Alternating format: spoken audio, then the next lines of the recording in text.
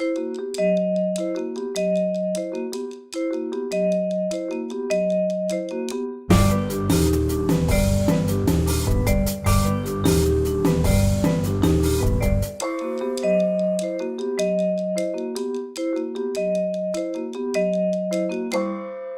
me also thank our sponsor, Acqua Minerali Smeraldina, Bindi USA, we're going to taste the dessert later on, and the Fill-In, the real-time saving app. Also, now I would like to talk a little bit about the Gruppo Italiano. It's a no-profit organization dedicating to the fostering and the promotion of the Italian authentic cuisine, the culinary culture, Italian culture here in the United States. How we do that? We want to do informing our members and general public on specific issues and topics regarding the restaurant and the hospitality industry. We do that through educational activity, original programming, strategic partnership, tasting event. We aim to a constant flow of information among our member restaurant, producer, importer and distributor of authentic Italian product, the press, institution and culinary school, all of whom have a serious stake and a role to play in increasing the awareness, development and growth of Italian product and wine in the US. Now let's talk about the Italian table talks, which I have to say is really growing in popularity. I can see a day like this, how many guests we have, you know, and day like this, everybody wants to be home and have hot chocolate with a little cognac, yes. With the Italian table talks, we would like to stimulate a dialogue among the people that love Italian cuisine and its food and beverage culture. Today on our fourth chapter, Consumer Behavior and the Evolution of Italian Food Retail, we will explore and question the cultural as well as culinary importance of the Italian food retail, the daily grocery in US and specific to New York. What was its traditional role in the neighborhood? Does this daily still exist? Does the Italian daily, as we have come to recognize, continue to play a vital role today? How has it changed and evolved in adapting to changing lifestyle and market conditions? What form has the new modern Italian food retail assumed? Has the definition of neighborhood changed as well? If so, who are the new customers of such business? And what will be the Italian food retail look like in the future? Also thinking about the increased global online food ordering. Those are the questions I'm raising, and we have a great panel to hope answer my question. So I would like to start with Maurizio Forte, the Italian Trade Commissioner in New York and coordinator office ICE USA. Graduated with a degree in culture with the maximum credits and master in political science with honors, Maurizio directed the Italian Trade Agency office of Rome, Shanghai, Moscow before landing in New York. Maurizio?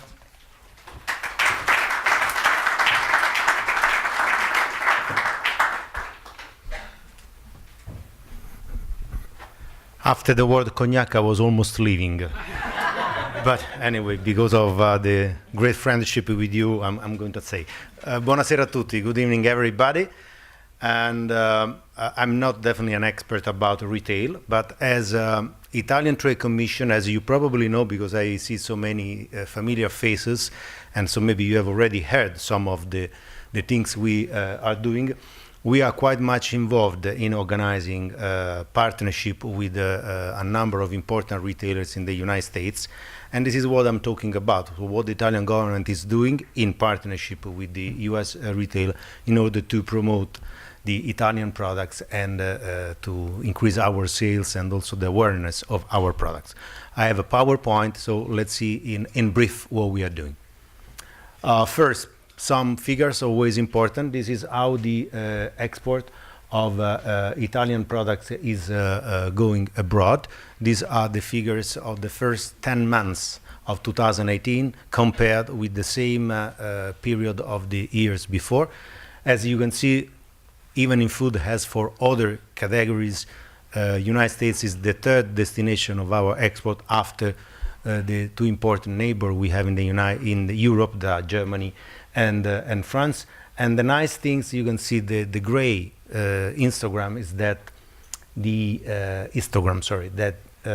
likely our export of food and wine is growing in almost all the main customers we have. So this is a good news for the export of Italian products around the world. Let's see the next.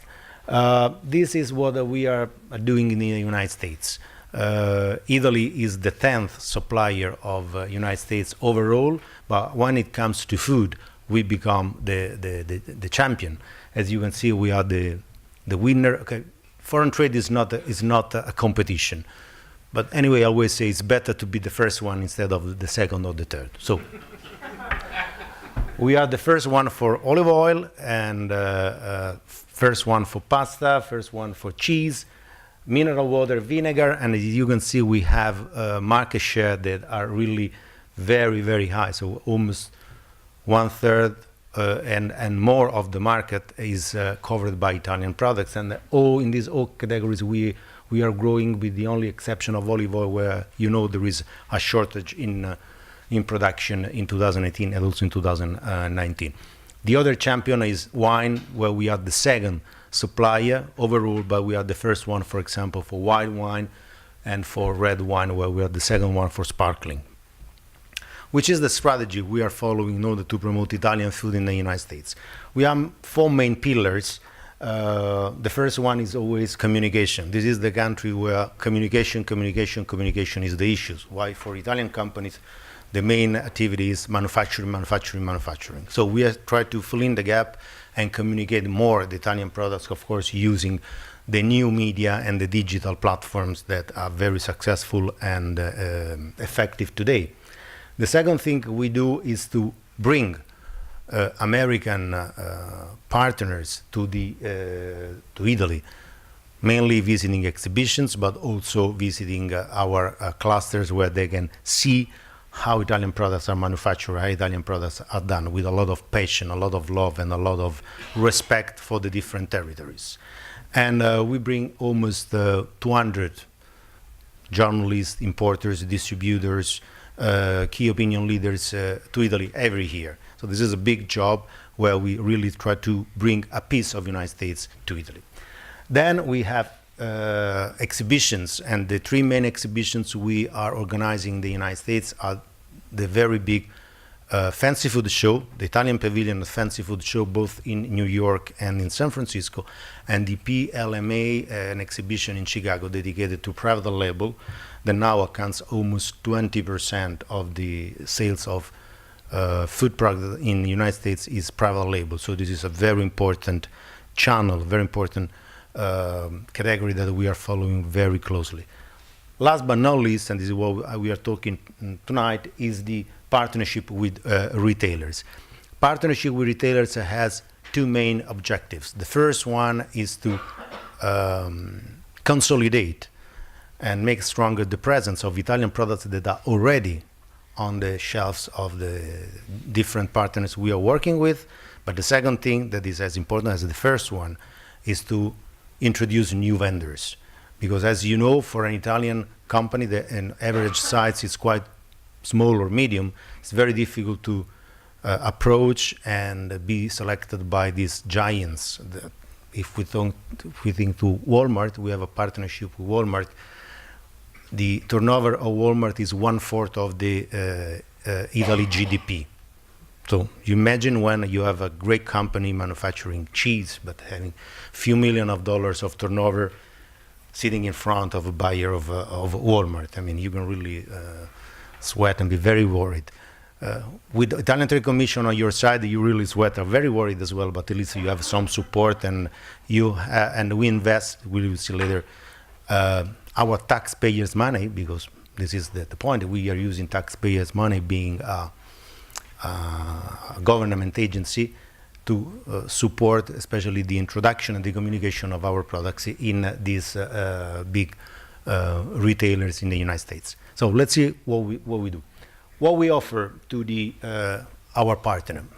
We want to have a long-term partnership, at least 1 year. So in the past, we used to do just 1-2 weeks promotion, try to sell as much as possible during the promotion, maybe having some sales and discount. And then in Italy, we say, finita la festa, gabbato lo santo. This is not possible to translate, but so when the party is over, everybody goes home, but then you don't have you're not consistent. So we not want to have 1-year partnership, and we invest our money, but asking our partners to return with very clear target in terms of purchase of products from the existing vendors and to introduce new ones. That is very important because our aim is to support SMEs to enter into the market. Of course, this needs a lot of communication that is done in partnership with the retailers, but also need a lot of in-store demonstration because, as you know, I've seen here the owner of Citarella or DiPalo. People in the stores, they need to know the products, they need to taste, they need to know the difference. Because again, our big problem in the United States is increase the awareness of our product and also try to sell more Italian authentic products versus the Italian sounding. Now is for $1 of Italian authentic product, we have $5 of Italian sounding products. So this is the issue, communicate and educate the consumer about the value, the high value of our authentic products. So a lot of demos, a lot of education. We also do some partnership with some retailers that are just e-retailers, so only through the e-commerce channel, and this is another opportunity for our companies, especially the small ones that don't have to invest so much in the distribution and also the fee that are requested by retailers to enter into their stores. And these are our partners. And as you can see, we have a lot of ongoing activities with the partners with the star. And on the right of the slide, there are the results we have reached up to now. Of course, we are not satisfied. We want to go ahead. But these numbers are quite good. We have 16 partners. In total, we have done 28 promotion. We have involved more than 10,000 different stores, promoting in total 4,800 companies, and introducing, and this is a very good number from here, I cannot see very well if it's 800 or 900, but I think it's 900. So this is the result of our activity. Of course, I cannot say it's a drop in the ocean, but there is still a lot of job to be done, considering that some of these partners have 5,000, 6,000 stores. So there is a lot of job we have to do also, because being in New York, sometimes we think that all United States is like New York, but actually it's not like this. If you travel a few hundred miles inside the country, you see that the number of Italian restaurants, the quality of Italian restaurants, the references on the shelves, and the awareness of our products, our authentic cuisine is decreasing. So this can be a good news, like, I mean, the story of the marketing sales of a shoe company, to market sales of a shoe company sent to a country, a poor country, I don't say where. They arrive to the airport, and the first one say, nobody's wearing shoes, there is no market. And the other one say, nobody's wearing shoes, there is a huge market. So we try always to be optimistic, and we think that in this middle area of the United States, in the South, there is still a lot of room for improving the presence of Italian companies. That, of course, is everything but easy. Next one, okay, these are some photos of our promotion. And as you can see, we pay a lot of attention also to store animation. Of course, we want customers, clients to feel that there is something about Italy going on, where they can find the different areas dedicated to different categories, where they can have the demos. We have sometimes companies sending even their people from Italy to show how to slice correctly a ham, how to open a wheel of Grana Padano or Parmigiano Reggiano. Not Parmesan, because always repeat, Parmesan doesn't exist. Parmesan is an English word to describe a cheese that doesn't exist in Italy. Remember, Parmesan is an English word for a kind of cheese. Nothing to do with Italy. Nothing to do with it. Talking about education, we also launched a new program in partnership with Alma. Alma is a very renowned and high qualified, culinary school in Colorno, close to Parma. Parma has been known as the food valley of Italy, actually of the world. It's also a place where fantastic products like Parmigiano Reggiano or Prosciutto di Parma have their home. And together with this school, we are offering to our retail partners the possibility to enjoy free of charge, because we are offering them training and education activities for their staff, for their people. The chef that they have in the stores, the sales force, the marketing people working in the different section of the stores, because they are the first one to be trained. If you want to sell Parmigiano Reggiano instead of something that sounds like but is not, you must have the people in the store that know what they're talking about, they know how to present, they know how to tell why this product is different from the imitations. So this is something we are quite proud of, because again, when you do promotion, when you do an event, I always wonder if the day after I meet the 100 people that yesterday attended my event and I ask them where you were last night, what do you have tried, which was the main topic of the event, I'm sure that 80% cannot answer. Maybe because of the good wine, maybe because of not sleeping enough, but a lot of people can forget very easily what's happened after an event. But training, no, training is like a diamond, it's forever. If you train somebody, if you accompany somebody in a growing experience that maybe can last days or even weeks, this will be forever. So we are pushing a lot about training and education of our partners and our partners' people. This is what we are doing. Again, we are not satisfied because we want to do more, but I hope that for some companies and for some Italian products, this can be of some help. This is the way we mean our job. Thank you. Thank you very much, and congratulations. Let me say now we are the fourth chapter. Congratulations to Gruppo Italiano and Gianfranco and all the members, because we have followed and we have supported the new this new association from the very beginning. You are growing. You are doing an excellent job, and this is a point of reference also for us, because again, for us working with maybe hundreds of Italian restaurants is almost impossible, because it's also very difficult to put Italian people together. But Gianfranco is doing this. I don't know how, but he's doing. And this is an excellent support and point of reference for us. So congratulations, Gianfranco, and thank you for inviting me. Thank you very much.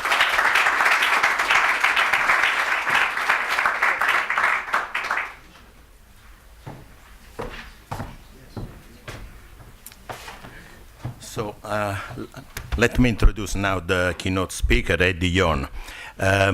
I met Eddy today, but I heard him on NPR, I guess, a few months ago, and his analysis about the future of the retail store was so interesting that I thought we must have this gentleman on board for our seminar. So I contacted him, and I invite him. He told me his fee, which was fair.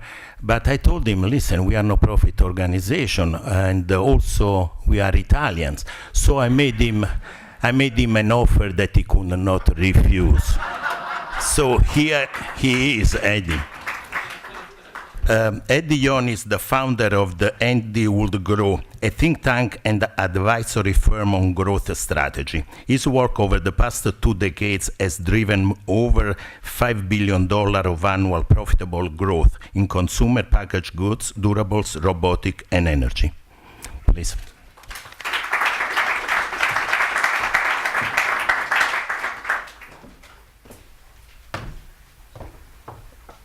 Somehow sitting next to Gianfranco and Maurizio, I feel like having some more grappa, I think is it you were saying before.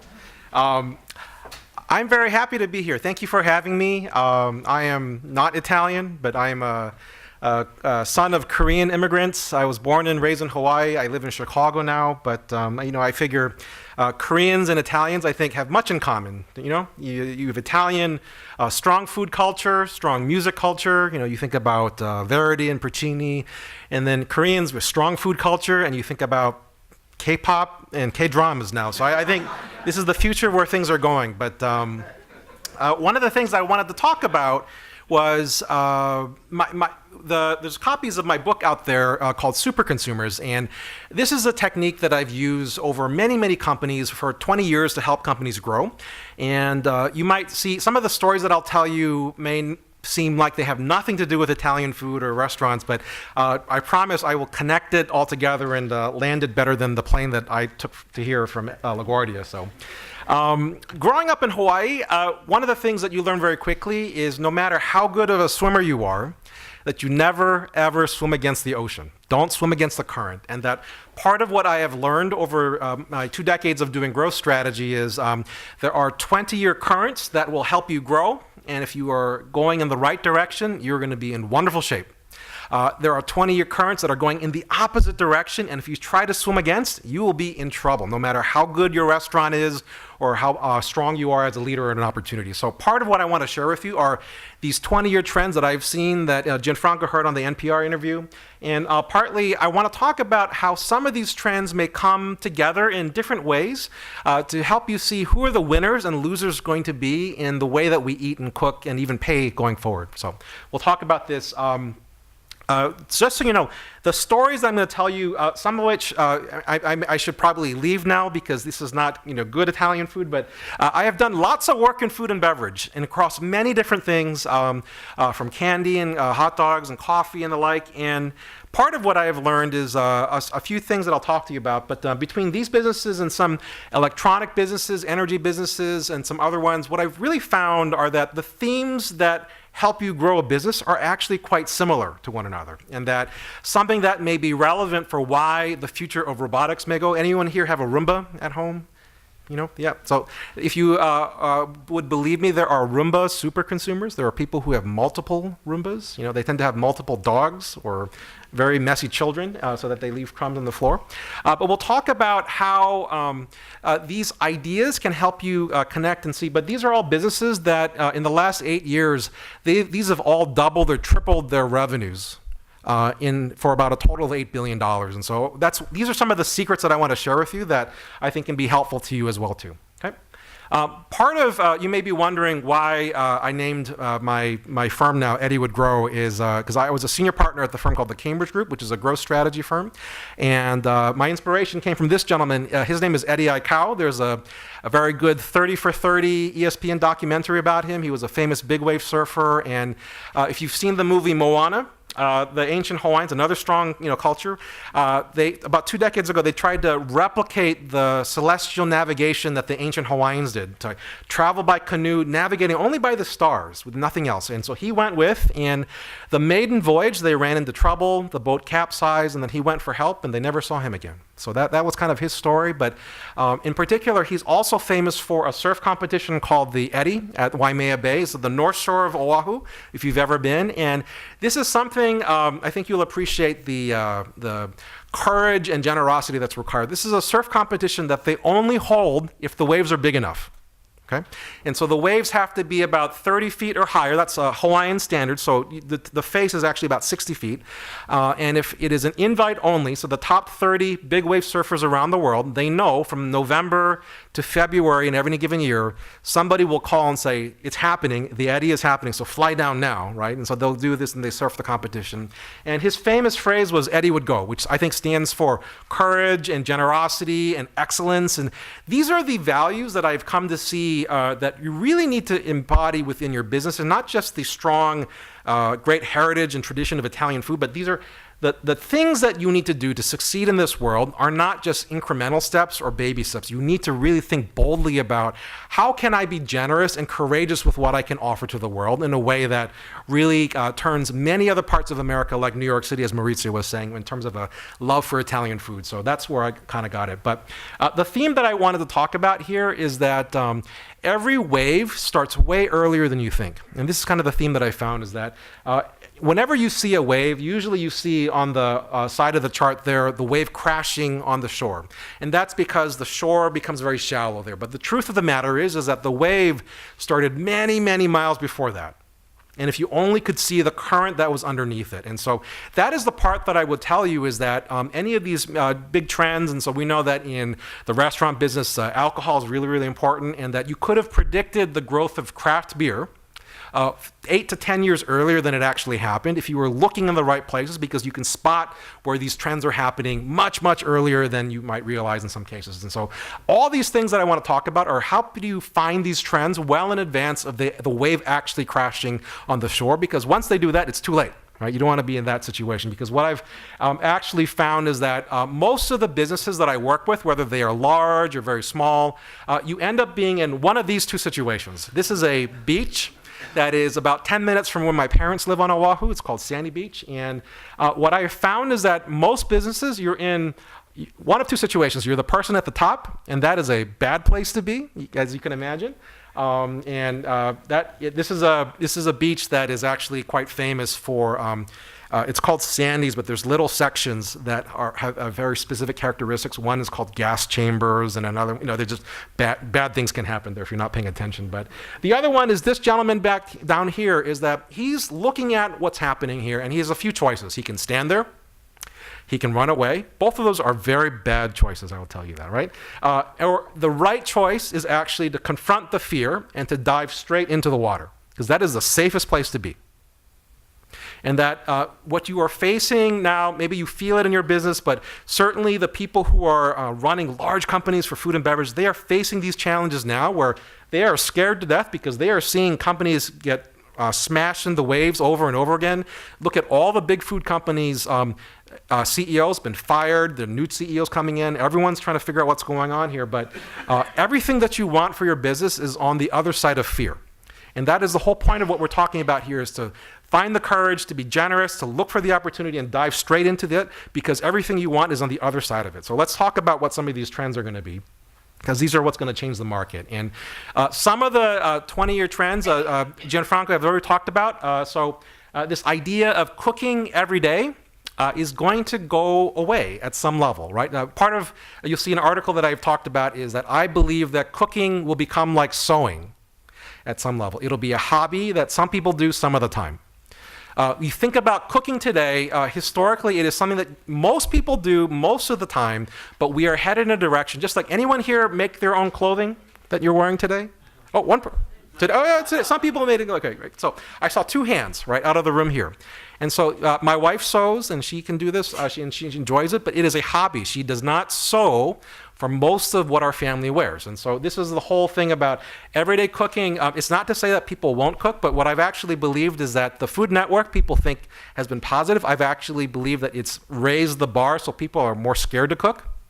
And they say, you know what, I love to watch food TV, but it makes me more intimidated to try some of these things. I'd rather go to Gianfranco's restaurant and eat it myself by someone who's actually good at this, right? Now, you might still cook in a limited fashion, but what I'm seeing is that what people really want are easier ways to just eat, drink, and be merry. That is what they want. Right? Cooking was the means to get there, and that increasingly so, this will become less and less of an everyday occurrence. We'll talk about what that looks like.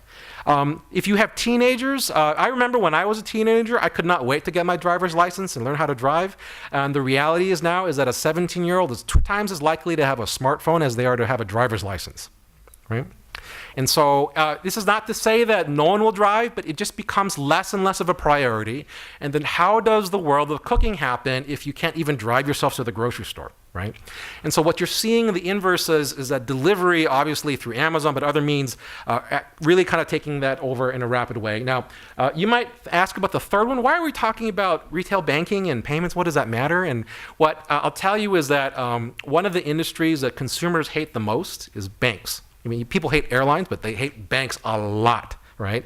Because the way that banks make money, and we'll talk about this in a little bit, is that they make money off of a very few, very wealthy people, and that the vast majority of people, the way that they make money is by punishing people, right? It's, you have a low balance, you have a penalty, I'm going to assess you a fee, and that is how they make money. And I will tell you, you don't need to have had 20 years of growth strategy experience. That's a bad way to do business in the long term, right? You cannot sustain that. And that actually, the way that we pay for things will be radically different from radically new brands. And then finally, I think this will be kind of interesting, especially as I think about Gruppo Italiano, is that the world is kind of moving away from national brands and national opportunities, and that it's what I found is that I think Maurizio, you laid out very clearly, is that not every part of the United States is the same, and that there are parts of the United States that are radically different than one another, right? So I will tell you, Hawaii is very, very different than New York is, right? But what we will see the advent is a hyper-regional, very localized brands, and so it might be the success of Gruppo Italiano becomes, Gruppo Sicily and the like, and there's just very regional aspects. What you'll see is popping out going forward in a lot of different categories, and this is kind of the way the future is headed now. And so this is to say, the answer for how do you grow your business is not necessarily in one of these, but it's in the intersection of how they all come to play. So let's see a little bit about what that looks like. This is the article that I talked about. So I've done 20 years worth of food and beverage work, and I've just seen this over time and time again, is that people will say that the percent of people who love to cook and love to do it all the time is about 10% of Americans. And so it is not to say that there aren't people who love to cook, but they may not want to do it all the time. There are people who cook all the time, but they hate it, right?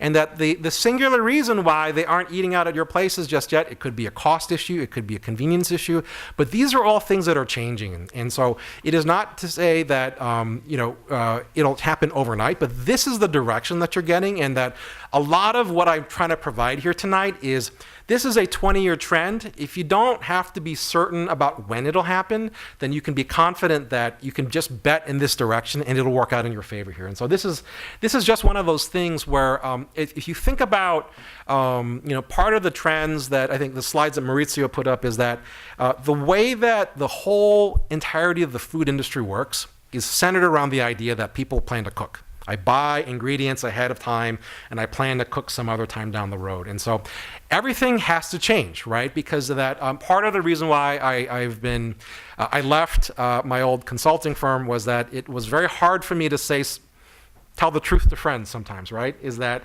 you think about a company like Campbell's Soup as an example. They've had a recent CEO change, and they're talking about innovation. And the reality is that most of the food industry has forgotten the roots, that they were made great through innovation and technology innovation at that, right? So you think about the history of Campbell's Soup was that they created shelf-stable canned foods before Louis Pasteur, I mentioned a French person if that's okay, Louis Pasteur came up with pasteurization, right?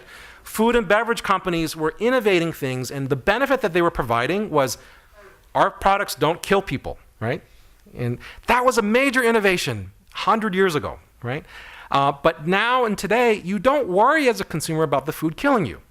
And so why do we believe that a small little change, I changed the packaging of this, but that's not going to be good enough, because you have to reinvent, the industry has to reinvent in a way to keep up with the times, to be relevant for people going forward. And that's part of the reason why there's pressure here in the food and beverage industry.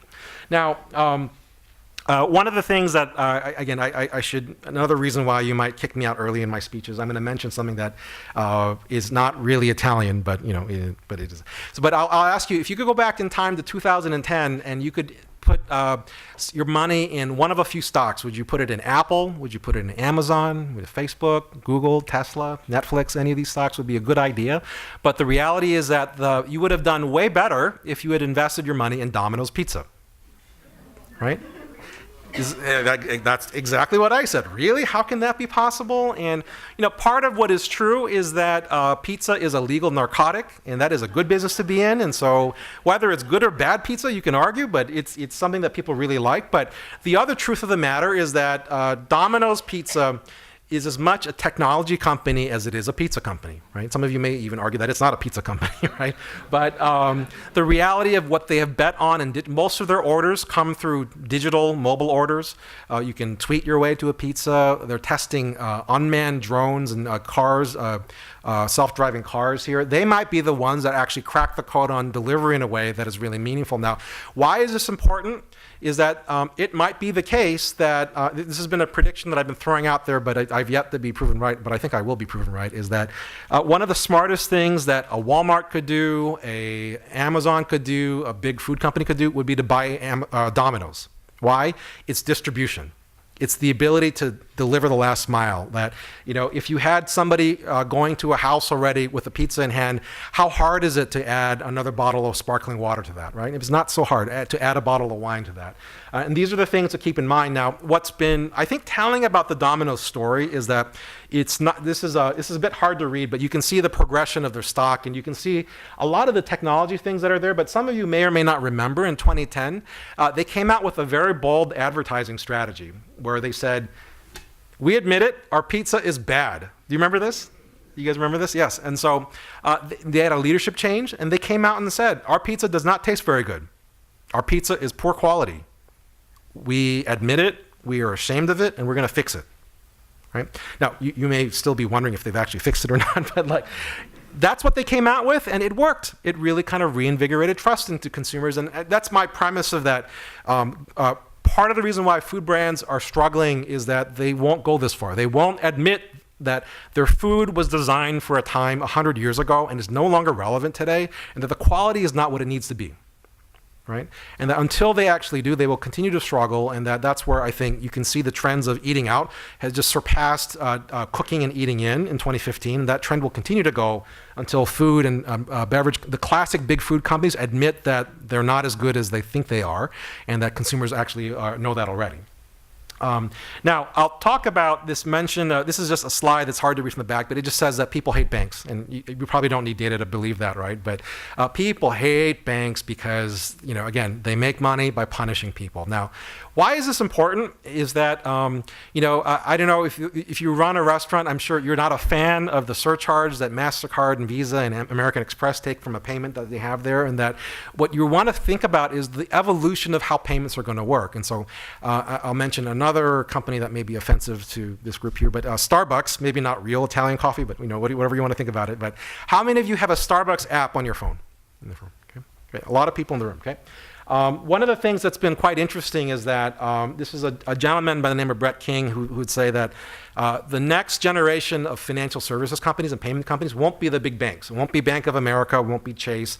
It'll be a whole new set of brands. And in part, I had written an article about Starbucks in that consumers at any given time have loaded $1 billion to $1.5 billion of cash on the app. That is, in effect, an interest-free loan that we as consumers give to Starbucks because we load money on it. They don't, you might like their rewards program and maybe that's a little bit nice, but effectively, back in 2013, which was the last time they actually broke out this information, 8% of Starbucks' profit came from managing the interest on that money that was there, right? If you thought about Starbucks as a coffee company, which they're not, they sell much more dairy than they do coffee, but whatever. And you think about them now as a payments company, with this information, they would be the size of a good-sized regional bank. Why is this the case? It's because the brand has power. It is because that incumbent banks people hate, and they don't give us interest anyway, so why would we care? And that the future of how people will pay for things in your restaurants might actually be from a brand that you hadn't considered, a different brand that has power. So Amazon Bank. I think that'll be coming fairly shortly there. So. And we should all be scared if that happens. Now let's talk about what does this mean from the way that what are the winners and losers going to be in this new world? Because I won't pretend to tell you how to run your businesses because you know more about that than I do. I won't pretend to tell you about the future of Italian food. The panel will do a much better job about that. I think my job is here to give you the wide angle lens, and that in particular, the book that I think Elias, who's one of the CEOs of Phil and one of the sponsors here, has helped provide here. this idea of super consumers, these are high passion, high profit consumers who are the smartest consumers in the category, right? And so it's not a new idea. In fact, one of your patriarchs, Vilfredo Pareto, is a Pareto principle. Very simply, when he found that a small percentage of Italian landowners controlled the vast majority of Italian land. And so that's kind of where the whole 80-20 rule comes from. The same premise comes from here. We have validated this over 40 years of growth strategy. The firm that I was part of was bought by Nielsen, which has a lot of data, and I've validated this idea all over the world here with it. And that what I found is that super consumers, so if you are a super consumer of Italian food, that means you consume and you buy and you advocate for Italian food 2, 3, 4, maybe even 7 times more than the average person out there. And that you might be surprised to think about that, but I'm, probably many of us here in the room are that. But that they weren't always super. In the same way that Disney has, they bought Marvel for $4 billion and they've sold, $16 billion worth of movie tickets telling this origin stories of superheroes. Super consumers, they evolve to be super. And that it is in that evolution that the secrets for how to grow a business are actually found. And that this is kind of where we kind of got to was, this book was named one of the best marketing books in 2017, in particular because of the simplicity of it. And that what you'll see here is there's a lot of things that people talk about consumers. What I will tell you is that find me somebody who spends a lot and cares a lot about a category, and they will know a heck of a lot about that space, right? The Lufthansa CMO, I remember once said, he was shocked at how smart their super consumers were. They would tell him, the best route to take from JFK to Dusseldorf is you have to fly on a Wednesday in the early afternoon flight because the crew is better, but don't sit in this seat because it's too close to the bathroom and the light. But people are really, really smart when they spend a lot and they care a lot about the category. And that this is something that you'll see, this is a chart that just kind of looks at 124 categories for $400 billion, everything sold in the grocery store.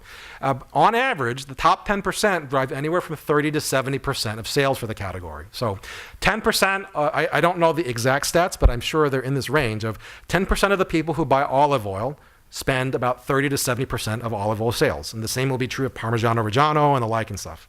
And that you actually see it across a wide variety of categories outside of food and beverage. It's a common thing. And actually, if you read the New York Times, what I'll tell you is that you might be thinking newspapers are struggling and they have the New York Times digital app, but 3% of the people who read the New York Times account for 90% of the New York Times revenue, right? If you have, any of you play casual games on your phone, like Candy Crush or Words with Friends, I won't make you raise your hand, but 0.5% of the people who play these games generate 50% of the revenue, right? So this is a phenomenon that has always been the case, will always be the case, and is even more extreme in some of these digital businesses that are out there.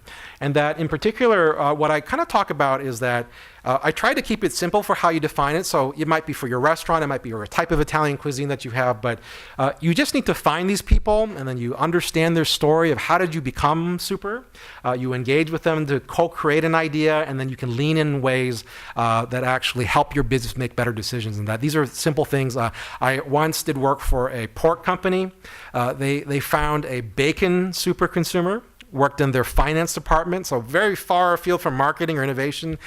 This person ate 3 pounds of bacon in a week regularly. It was very infuriating because he was very skinny, so I don't know what happened there, but he was the smartest person in the whole company when it came to bacon packaging and bacon innovation, right? So these are people that may be not quite as obvious as you might think to find, but for just to bring it home, some data that we've done, again, in partnership with Elias, is that these are super consumer economics. So amongst people who eat out at a restaurant that requires reservations, 7% of those people account for 18% of the reservations or trips to restaurants, and 44% of the spending in those restaurants there.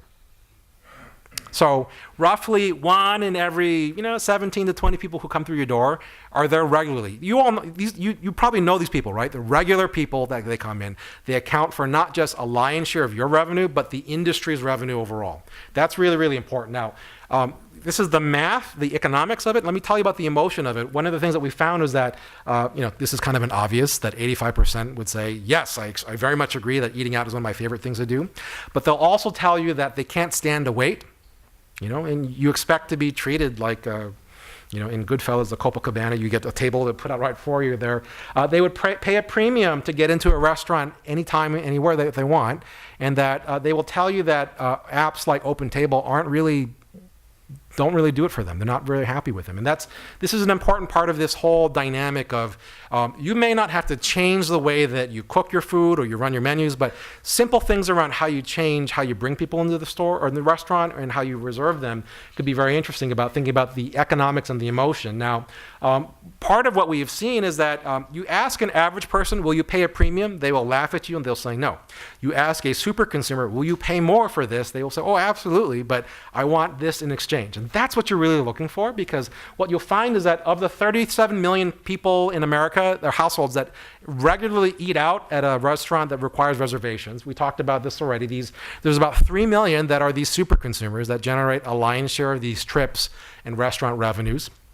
That 56 to 70%, 56 is of all the people and 70% is of the super consumers will say, I want a better version of OpenTable. Now, how many of you here like OpenTable? Yep, the good people there, right? Now, people said, that's great, give me something better, right? And so this is something that there's actually demand for, and that one of the things that we found is that if you could actually create something, and this is what Philin is working on with Elias, is that an ability to reserve a restaurant, make a reservation at a restaurant in advance, and you get a guaranteed table, no matter what, no matter who your party, that people are willing to pay $10 for a total of $3 billion, and they're willing to prepay about $7 billion for the restaurant industry. Actually, what they've said is that I will give you 20% of my eventual bill as a down payment to reserve a spot when you told me no spots were available for 5 people at 9 p.m. Right? That's the whole kind of idea. You're not really changing anything, but you're understanding this unmet demand of people who love to eat out, and it's one of their favorite things to do, but they don't want to wait, and they don't have a way of getting into their favorite places that are there. And that what you find is that the interest in eating out is amongst the more you eat out, the more interest that you have in innovations like this. The more you spend, the more interest you have in innovations like this. And the bigger your party, the more interest that you have in these things too. And so this is the whole thing of, this is why I got to why we were talking about banking and Starbucks early on, is that it may not be that you fundamentally have to change what you cook or what you do, but how you bring people in and how you reward them in ways, and how do you put super consumers to the front of the line in a way that disproportionately rewards you, because this is going to help your cash flow and profitability in a dramatic fashion. Now, this is important because this is data that's specific to restaurants, but I've done this in grocery stores, and so I've done this in coffee, in donuts and bagels, and in cheese, not the maybe authentic Italian cheeses, but what you'll see is that people will pay an extra $1.5 billion for, I don't want to just buy ingredients, I want to eat while I'm in the grocery store. Right? That's what that represents there. I want to just be able to eat there. I want to be able to pick it up and take it away. Or I want it to be delivered through an entirely different business model. I want it to be a delivery mechanism of a great sandwich that I want to order. These are things that they are looking for from grocery stores because the food service industry is not providing it to them just yet. Right? And so what you're generally finding is that be it restaurants, be it delivery businesses, be it grocery stores, be it convenience stores, everybody is converging on this opportunity to help people eat, drink, and be merry. Right? And do so in a way that has less convenience when they want and how they want, and that it opens up whole new opportunities for you as a business to, again, preserving the old world tradition of what you were running your business with, but with new technologies to help you kind of bridge the gap to the future. That's really the secret of what we're talking about. And that, in particular, this is a site you can't see, but the international, it's not really international, it's really the North American, but that's okay. The Dairy, Deli, and Bakery Association, I've done quite a bit of studies if you want on coffee and cheeses and the like and stuff. It's free. You can go get it and download it from there, but I just wanted to highlight that to you. But that, in particular, these wide-angle lenses are, the real goal is to find these 20-year trends. And the real goal is to figure out which ones are you swimming properly with and which ones are you not swimming against, right? And that you right size what you're doing there, tap into these super consumers, find them, understand them, their origin stories, engage and lean into them. And that if you, I would suggest subscribe to my newsletter, because I about twice a month I will put out more data like this, because I'm looking across a wide array of things that are there, and that my next newsletter will talk about the advent of Netflix and the power that's there. I mean, Netflix is again driving interest to restaurants. I was just in Houston wanting to eat out at try Viet Cajun food for the first time. Why? Because I watched David Chang's Ugly Delicious show and about that. These are all things that are going to drive demand for the future and that for super consumers that are out there. And so, I'd encourage you to think broadly. Please reach out and connect and talk about some of these new trends, because I want to see what you do with them, because that's where the future is with you. So thank you very much.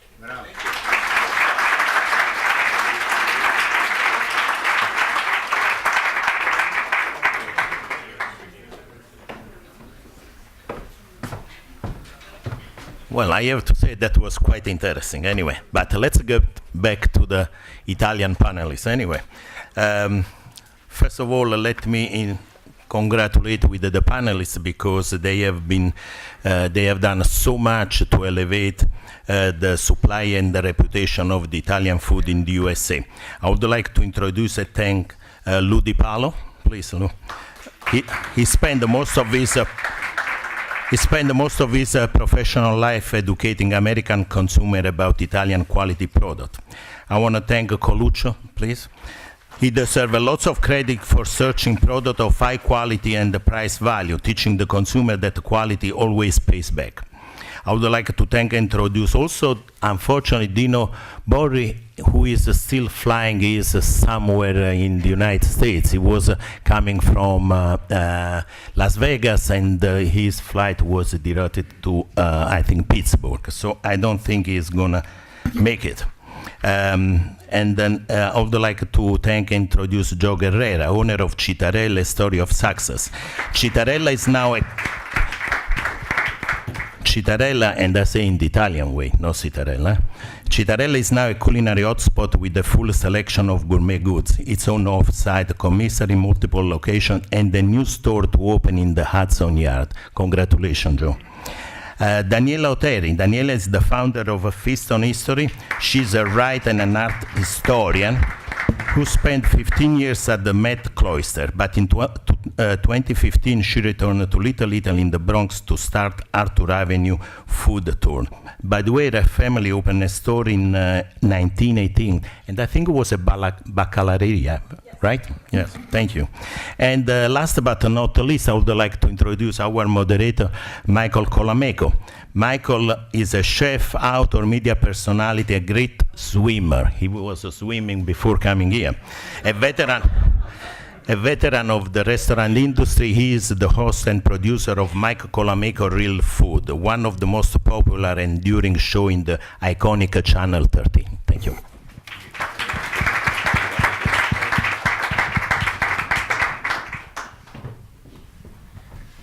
I don't know how we're supposed to follow. Was he a Harvard MBA guy or what? I mean, you remember that picture he had? I'm the guy on the top of the wave that's just about to completely blow it. So that's, but I can swim. Anyway, it's great to be here today. Lots of fun. Let me just start with one big question for any of you that's in the retail. So you just pick this up.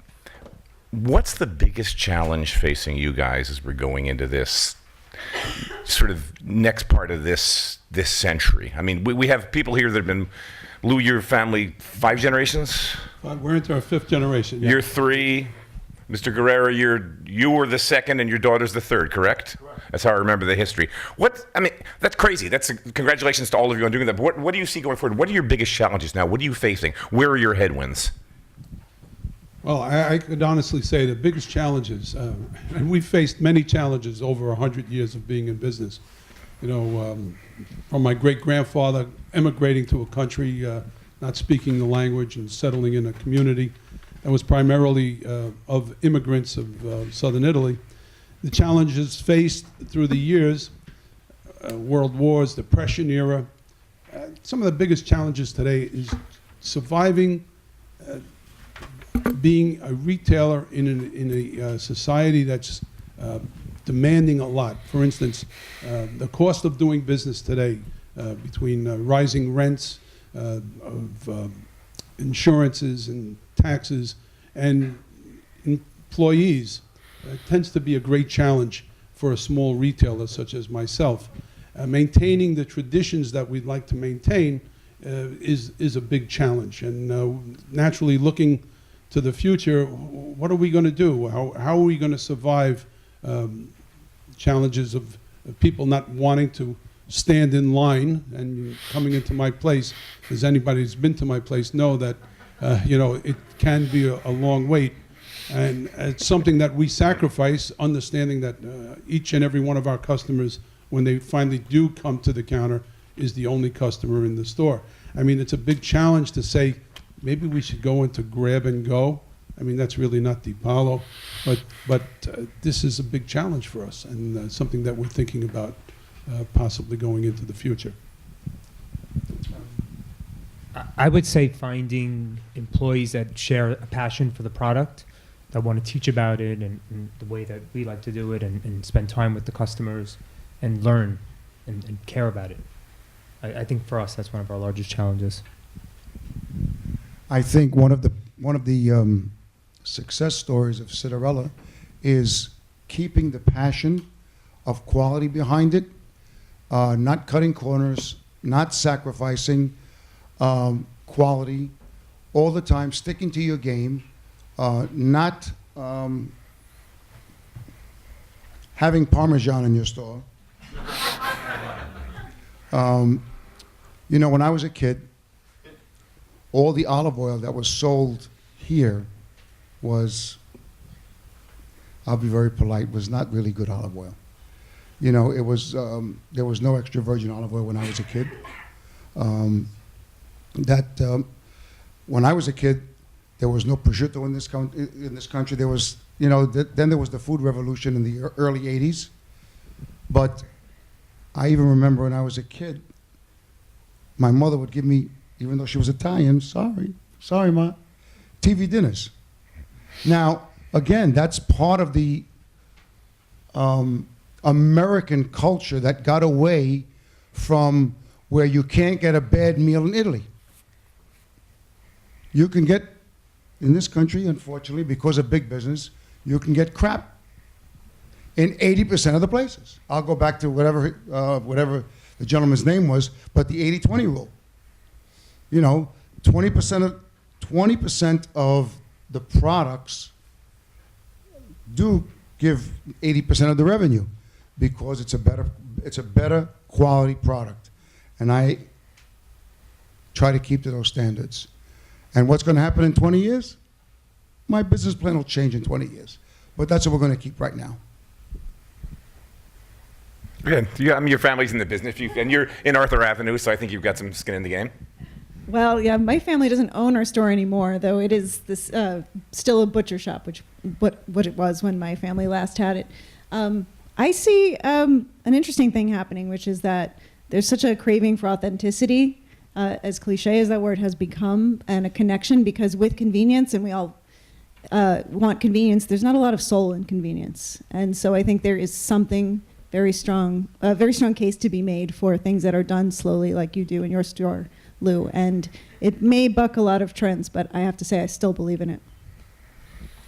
Okay, well, that's a snapshot. But, looking forward, what I worry about, and I wanted to bring this up when Gianfranco talked to me about this, we were emailing each other in the last couple of weeks, one of the things I didn't see on the talking points, and it's something that's in my head filling a lot of space. I'm an old-fashioned I'm a chef, and I'm an old-fashioned consumer. I'm basically like my grandmother. I shop every day for what I'm going to make for dinner, maybe a day ahead, that's it. I don't go to the supermarket and walk away with 15 bags and load the freezer. It's not how it is. And I love to frequent the small, so I think one of the joys about living in New York City is that I have DiPalo down the street. I've got a fish guy on Grand Street, a Chinese guy that I know that he's got live fish, cuts fish to order.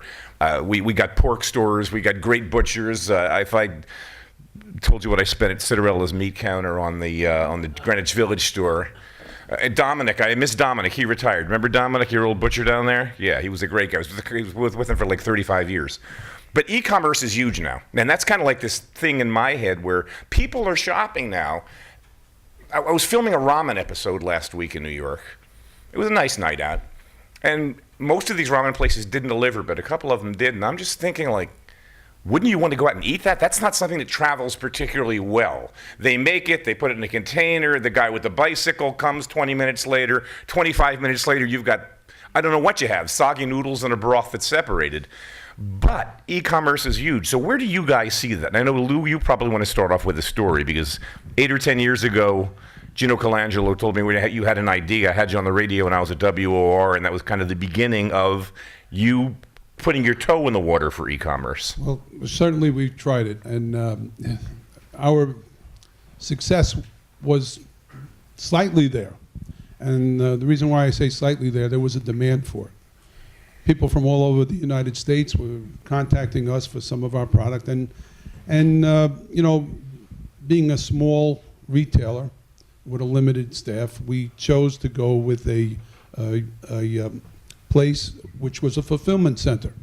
And I would bring the product to this particular fulfillment center, and they would ship all the products out. They would actually cut it and package it and ship it for me. I found very, very quickly that the product was being mistreated and mishandled, and people who would be ordering a piece of Parmigiano would actually get a piece of Fontina instead of Parmigiano. And naturally, it would all come down to my reputation as giving such a great product. So what did we decide to do? We took it away from the fulfillment center and decided to do it ourselves in our small shop in New York City's Little Italy.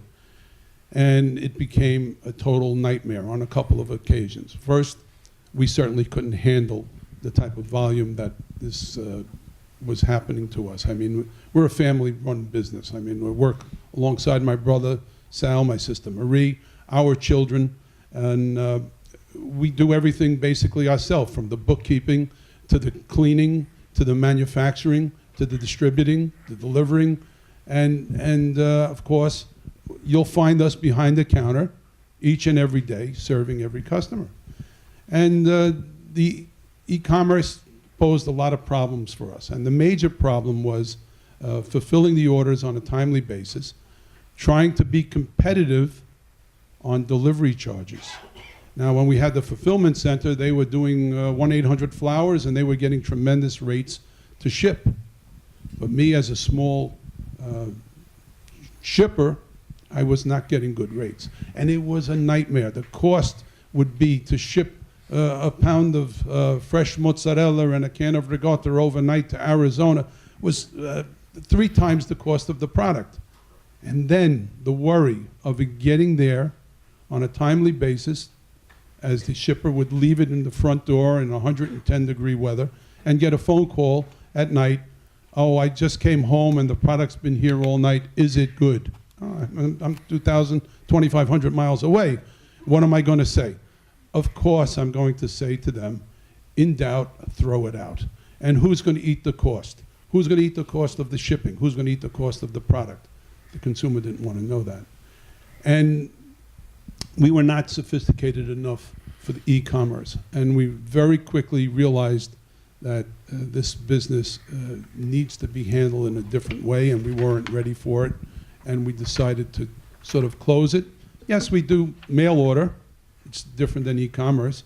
Mail order is for people that have, I call displaced New Yorkers, that have been customers of ours for years and know the product that they're getting. Another product, you know, we had a whole list of items on, and people would order blindly saying, "I'll have some caciocavallo di Ragusano." And when they received it, and they said, "What the heck is this cheese? I never heard of this." Well, you ordered it. It's a specific cheese from Sicily. You don't like it, or a very funky smelling cheese from Piemonte. They ordered it, but they didn't know about it. So it was very different than selling it to the consumer, letting them taste it and experience it firsthand and explaining it to them, no matter how much I tried to explain it by writing something about it. So e-commerce, for someone like myself, was very, very difficult, and we were forced to close it. Even though it seemed to be doing well, it really wasn't for us. How about you? For you? We don't do any e-commerce now. For me, I think half the fun of food shopping is going to the store, talking to the monger, tasting, seeing what's new. So I don't see the connection with specialty foods. I think for paper towels it works. I think for general groceries, but not for specialties? Well, one of the things that that I've been trying to do over the past couple of years is, because of the technology of the internet nowadays, you have people all over the country that have never had the access to get fresh seafood. So somebody in Albuquerque, New Mexico, or Omaha, Nebraska, they did not have the access. So what I've developed over the past couple of years is we are shipping fresh seafood overnight to anybody who wants it. They get it the next day. Now, I have to believe I'm going to go according to Mr. Moon, what he said, but those are super customers that want it. People that could afford it, people that could pay for it. And we are, and they get it anywhere in the continental U.S., they get it by 10:30 the next day. And we are getting repeat orders. And I'm building it that way first. Once, because we dominate with seafood, and I want to work from my strength. And after that, we will start adding products, but only once after I build the infrastructure first for people who want quality seafood in Oklahoma. Well, I don't sell products, but we have the other effect of people come to us from all over the country, and people do actually ask about shipping. There are a few stores in the Arthur Avenue neighborhood that do ship products. One I'm thinking off the top of my head, Borgatti ravioli is selling quite a bit online, and it's something that people can take as a souvenir. And one of the things I do encourage people to order that or to buy it and bring it home to wherever they're going, because there's so few products that you can get that are unique to New York. You know, it's hard to go buy something that's relatively inexpensive that could only be made in this one place. And so for me, that's the value that I see of something that can be mailed, is that if you want to recreate that experience of a place. But certainly, yes, fresh mozzarella and ricotta and specialty products are a very different challenge. So I see it as more of a token, a gift, a novelty in some ways, as a souvenir of a place and an experience. If I could ask Joe Gurrera, Citarella, how did you, when you got that idea, how did you start to market? How did you reach out to consumers in Arizona and Oklahoma and Kansas that may not know Citarella as a brand and may not know much about seafood if they're landlocked in the middle of the country? Are these ex-New Yorkers? Some are ex-New Yorkers, but we also did through Google. Yeah. And through Facebook. Right. That's how we started growing it. Offer discounts on shipping.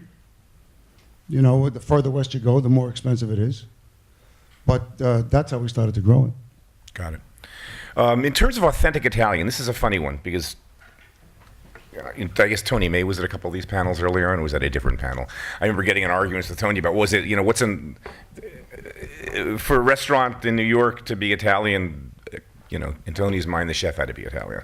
I'm like, really? Like, Michael Light doesn't do a bad job, Missy Robbins is killing it, whatever, but we're not talking about restaurants. But in terms of ingredients, how do you get through to that? Because I think the previous speaker was talking about, and we all know it, we see it. We see products with Italian flags on them, with names that ends in vowels, with it looks great, and then you flip it around and it's made in Kansas, or it's made somewhere else, or it used to be, I mean, Barilla comes to my mind, honestly, but I don't want to pick on certain brands.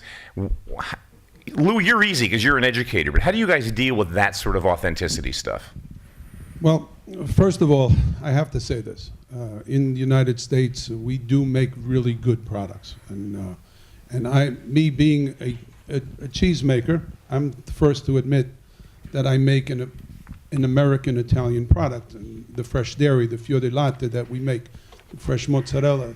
This is something that over 100 years ago was not possible to get from Italy into the United States. And it was brought, the talent, the art of making these products was brought here by people like my great-grandfather. So, and my great-uncle, who was one of the innovators of the fresh ricotta that you find the way it's made here in the United States, which is very different than ricotta, recooked way made in Italy. So I don't want to downgrade the products that are made in the United States, but I will say this.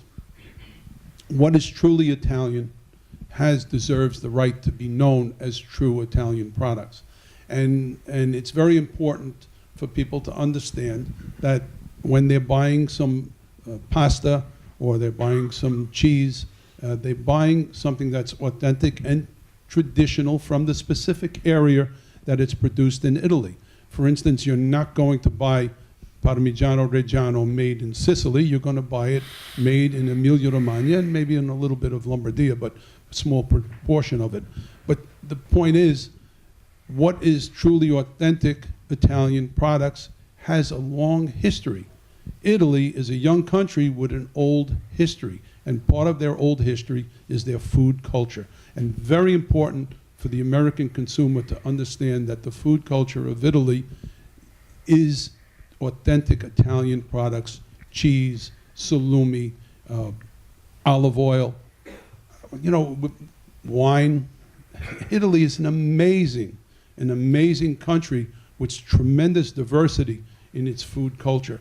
And each one of the foods that Italy produces needs the respect for people to understand what is true, authentic, mozzarella di bufala, or what's mozzarella made from cow's milk in New York.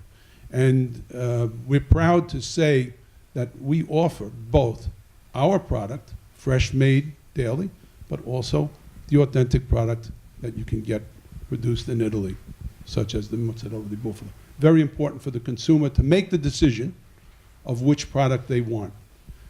99% of what I sell is authentic products of Italy, but they still have the right to know what's American-made Italian or what's Italian-Italian.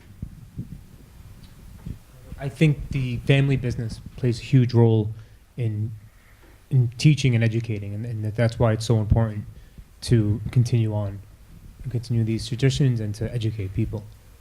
So without that, we wouldn't be able to do it, and that's why we need to be in our stores. As I said before, I think the quality of the ingredients, not cutting corners, is a keystone of what we do.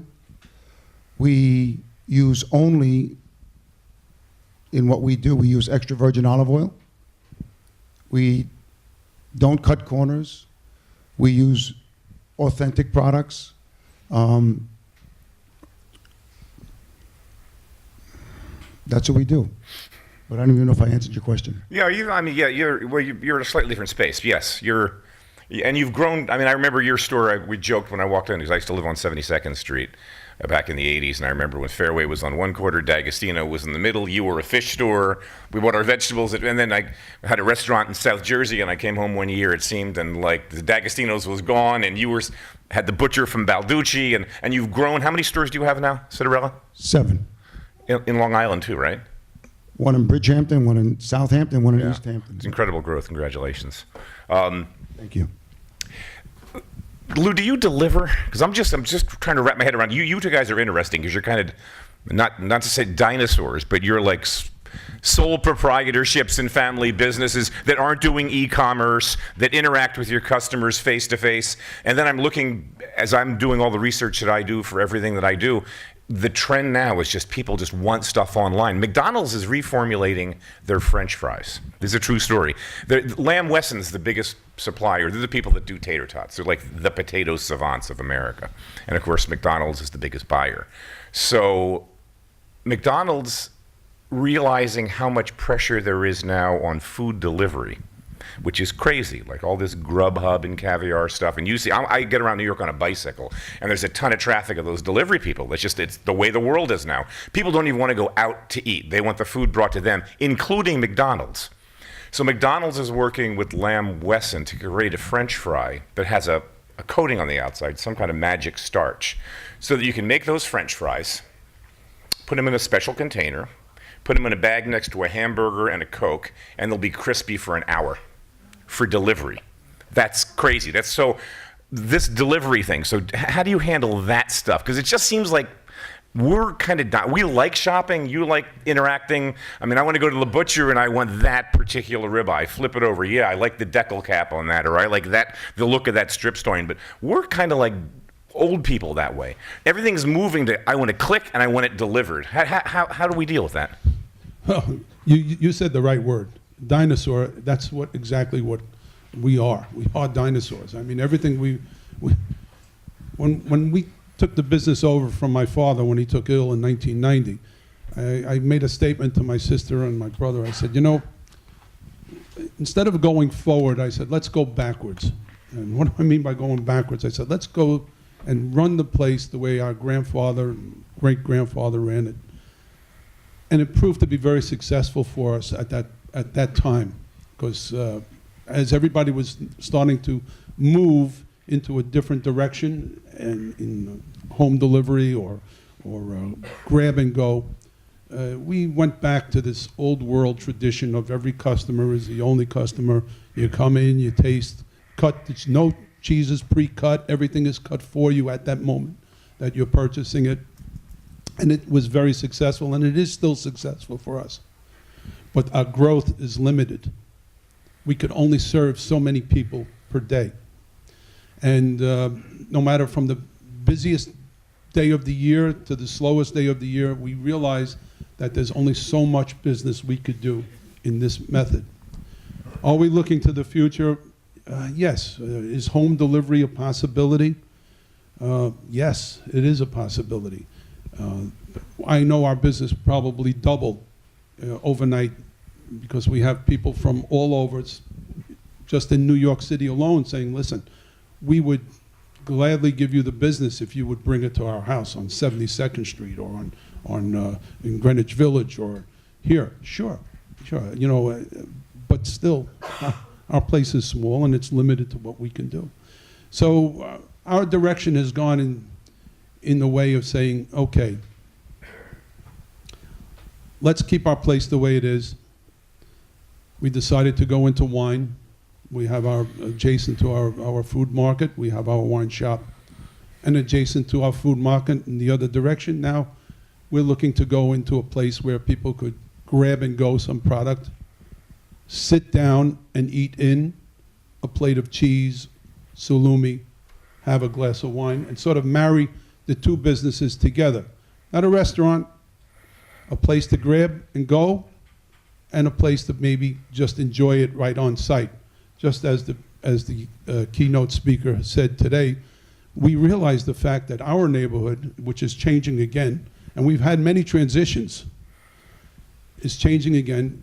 The young people that are moving into the area are now demanding to have places to go and say, I just don't want to cook. I just want to have it, and that's it, and I want to socialize at the same time. So that's the direction we're going to go into. Is home delivery a possibility? On a limited basis, it just might be. I'm waiting for that store to open, by the way, Mr. DiPalo. That store on Mott Street. It's been a headache for him. It's been about a 1.5-year project. We're all waiting for the store to open. You want to do it legally and do it right. Where you go, it's going to take you a lot of time to do even a small bit of construction. Yeah, it's a nightmare these days. Mr. Coluccio. I think anything is possible, especially Grubhub and Seamless now offer their own drivers. So if you are on the platform, they'll pick it up, and they'll deliver for you. So it's more and more of a possibility, absolutely. Are you doing it? Not yet. Not yet, okay.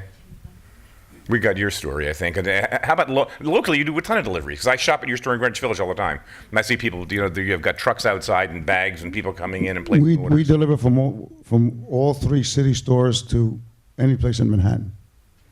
We've been doing it for years. Yeah.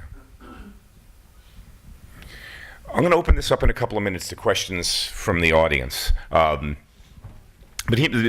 what was this gentleman? He was Eddy before, right? Eddy, right, because that's why he named it after Eddy, the surfer. It's funny. Everyone in this room is, I guess, a foodie, and we're all like shopping, but he made a really interesting point. And I've read this too. It's a fact that this generation, as obsessed as we are with food, all the young kids today and the Food Network and all the magazines and the expansion of restaurants, the incredible availability of ingredients, people cook less at home now than they did in my mom's generation, which wasn't much, which was something like 40 minutes a week. So there's this really funny disconnect in the world of, everyone wants to cook and wants to be into it, but either they're afraid or they're uncomfortable. You sell ingredients that are pretty much, prepared. How do you deal with that? I mean, do you see people coming in shopping for ingredients because they're cooking at home? On occasion, they'll come in and shop to cook at home, but we find more and more every day selling more and more prepared foods. Yeah, you have a kitchen downstairs that's fantastic. You have great prepared foods to go. Right, it's amazing. It's amazing how 25 years ago, the same person would never think of buying a marinara sauce or a bolognese sauce. They would, oh no, absolutely not. I would prepare it. And now, today, they're making it themselves, and they're buying it rather than making it themselves. So our prepared food line is really tremendously increased. And just to give you one item, 25, 30 years ago, come Easter time, you couldn't believe what people were buying to make that special Easter pie, the pizza rustica, or their grain pie, their pastera. Today, they don't want to make it. Or maybe they don't know how to make it. They come in and they want it prepared, and we find ourselves making hundreds and hundreds of these pizza rustica pies for people to take home for Easter to invoke memory of their grandmother or their great aunt that used to make it, and they can have a little bit of a taste without going through the time and effort. And they're too busy. And believe me, years ago there was one person working. Today, both members of the household work, forced to work, I guess, to make ends meet, and they just don't have the time to spend 2 days preparing these Easter pies. So this is something that's we see the trend. Ingredients to make at home. Yes, you're going to find people coming in saying, "I'm going to make lasagna once in a while," but then they say, "You know what? I'm not making it today. I'm going to buy it from you." I agree. It went from being a necessity to sort of nostalgia, having those ingredients in the house, and maybe on a Sunday, once a month you would make something. But yeah, it's changing. You try to find a balance between the ingredient and the prepared foods and sandwiches and things like that. But it's up to us to kind of go into the future and follow that. Give me the question again. I'll actually steer it to you because I know your store. So when did you start at Citarella doing prepared foods to go? Roughly what time frame? 90s? Early 90s. Yeah, that's why I would have it in my head. And it grew exponentially. At some point, I just noticed you had more and more and more of that available. And I remember visiting your kitchen. I think it was in Chelsea. You probably moved it since then, but you had like a commissary kitchen. Yes, on 18th Street. I still remember it. Okay, that was just huge. So that's become a big, big part of your business as well. It's become a big part of our business, but we still, I would say, our business is probably pretty much equal between prepared foods, produce, meat, and fish. Pretty much an even mix. But this is from a guy that, if you look back at the first 70 years of your business, you were fish guys. Totally seafood. That's it, That's where I made exclusively. my reputation on seafood. Right. But I don't know. People would ask me, "Who's my competition?" And I say, well, when it comes to seafood or meat, I don't know. Honestly, I don't know. A lot of people sell cheese. A lot of people sell prepared foods, but to get quality seafood and quality meats, not supermarket meats, I have no idea. But this is why I kept my niche where I am, and I'm not moving from it. I'm staying right where I am. So I actually have the opposite experience of everybody here. Up on Arthur Avenue, we run a shopping and tasting tour specifically 5 days a week. And people come in from the suburbs. They spend $200 at a butcher shop, another 50 or 60 at a pastry shop. They sit down to have lunch, and then they can pick up 3 more cannoli to go home. There's a parking lot. But I would say it's a very different clientele probably than are coming to your stores, is that they're coming from the suburbs. Yeah, I noticed that when I'm on Arthur Avenue. It is, yeah, I would It's say. the people coming from Connecticut, from Westchester, they're bringing the Volvo, they're parking it in the public lot you have, and literally going home with bags. Oh, going home with trunkfuls and Yeah. coolers, and Yeah. on Saturdays you have a line of double parking that the meter maids will ignore because they're putting hundreds and thousands of dollars worth of food in the back seat of their trunks, and in their trunks. But there, Pizza Rustica, there are lines outside of the Calabria pork store 2 hours long to get in a week before Easter. Do they We still have actually that stuff stop hang- tours because the stores are so They crowded. still have that hanging off the ceiling? Sausage chandelier. Even with Hashtag the sausage Board of chandelier. Health the way it is today, it's okay. They have been grandfathered in on health code clauses. That's what I heard. I don't know. I'm just repeating. Anybody know that stories. store? You all been up there and seen that place? I mean, it's like, first time I walked in, I'm like, you're kidding me. And that was a long time ago. That was like before Bloomberg and the health department. I'm like, that place can't do this stuff anymore. I mean, God No, forbid it's- somebody sneezes or coughs. It's like growing up there. It's alive and well, and people are shopping. And yeah, people are. I totally agree with Eddie Yoon earlier when he said that Food Network has intimidated a lot of people. But I also find that people are really, they're looking at that Pizza Rustica, and they maybe their mom didn't make it anymore, but they do remember their grandmother making it. I went to a Pizza Rustica festival last year where there were 100 different Pizza Rusticas from everybody's little town in Italy. They're talking about their grandparents' recipes, and everybody was exchanging recipes. So I think that, maybe they're not making this stuff every day, but there is a deep connection and a nostalgia. And now, because people can share information, you can form little digital neighborhoods. People are exchanging recipes in a way that they never have before. No, I'd just like to add, what you're saying is correct. I mean, even my place is a destination store. People will travel to my place to pick up certain products. But the trend today is, yes, you're going to have the people that are going to come in and get shopping bags full of product to bring home because they live in Connecticut, or they live in Long Island, or they live in Rhode Island, or whatever, making what I call a pilgrimage. We're in Little Italy, in New York City's Little Italy, which has become a tourist attraction, and or a tourist destination, but we're not a tourist store. We're in a tourist attraction where people take pictures of our window because there's cheese hanging and whatever, but we're a destination store, and you're going to get the people like that. But the average consumer coming in today, their trend is changing to say, well, yes, I'm going to buy cheese, and I'm going to buy some sausage, and I'm going to buy this, but I'm not going to make that lasagna. I'm going to buy that lasagna. The Pizza Rustica, yes, there are people that still make the Pizza Rustica, but the percentage of the people making it is, from percentage of people buying it today, is drastically changed. It went from 95% people making it to 95% people buying it today. It's really unbelievable. And we're a destination store, just like you find on Arthur Avenue, where people come from the suburbs.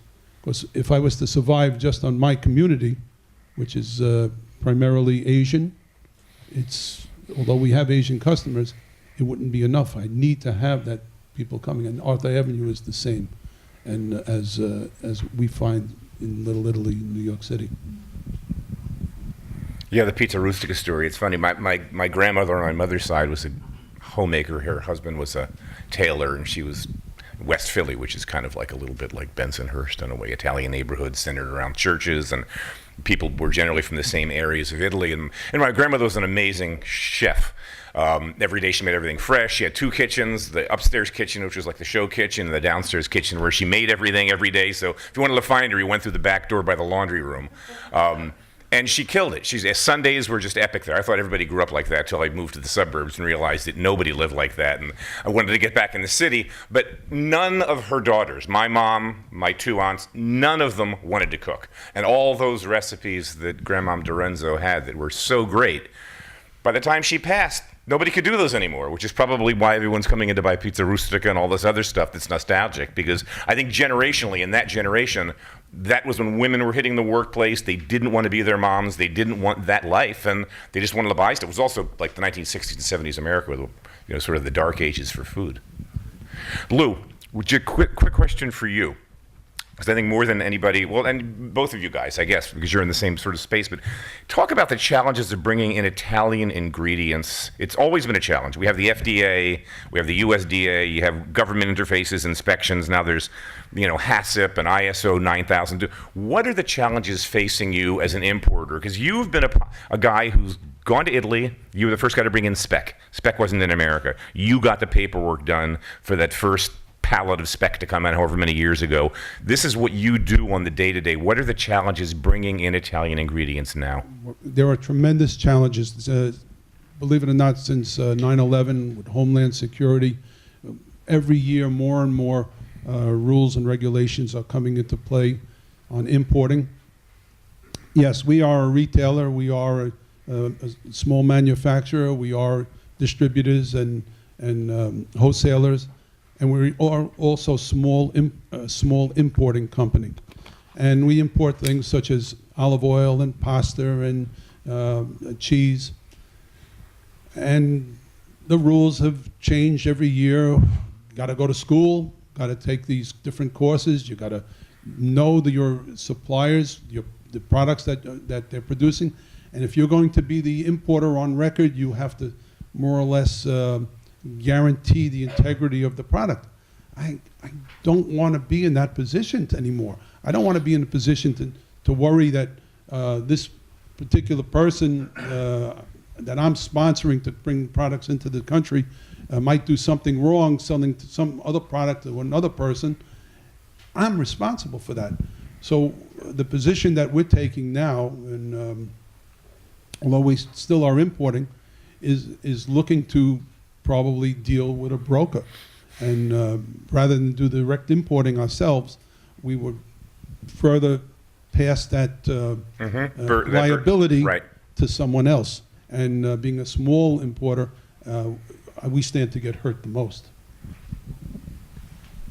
I would just say, I agree with Lou. Staying up to date maybe on the changing rules and the regulations is probably the biggest challenge. Gotcha. Does it affect you, Mr. Gurrera? Not so much. Not so much. We fly in fish from all over the world, and I have relationships with people in Sicily and people in Puglia, and it's I go through brokers. So which is the best thing to do. Yeah, you have to, because I'm not gonna, unless if I take a full container myself, and the guy I buy it from is responsible, that's fine. Right. Get it. Okay. What's the future of this Italian sourced ingredients moving forward? Where do you see it? Where do you see it going? What could be like the new thing? Because you mentioned Joe Gurrera, when we were growing up, olive oil. I mean, it wasn't sold in supermarkets. It was sold in Italian or Greek bodegas or whatever you called them. A lot of it was pomace oil. It wasn't particularly good quality oil. And now it's a category that's huge, where it's kind of clear we've defined what extra virgin is. It's codified. Doesn't just have to be from Italy anymore. It's become a global commodity. Italian companies like Colavita are now using olives from all over and putting it on the label as such. So where do you guys see this Italian thing going next? I think it's going to stay pretty much the way I think you're still going to have the 80-20 rule. Yeah. Back to that. You're still going to have that. It's going to be difficult, but again, I agree with Edward that every 20 years you're going to have to readjust, because I'll tell you right now, 20, 30 years ago, again, it's only holiday time, but you used to sell a lot of anguilla and a lot of bacala. Nowadays, it's almost gone. Right. It's almost gone, which it used to be a really big thing. But I think the issue as Italian is, people don't realize that the majority of the Italian restaurants in New York do not have 100% Italian products. They're dealing, they buy cheaper products, they cut corners, and they're losing the flavors. In my opinion, I think I don't think it's anything new. I think it's just now we have more people that have a knowledge, and they want to keep the tradition and keep the product, and not cut corners like I started when I said, I want to sell the best. You know, even in my book, there's it's all about simplicity, with olive oil, sea salt, a few ingredients, and that's it. But people and things get complicated because they make it complicated.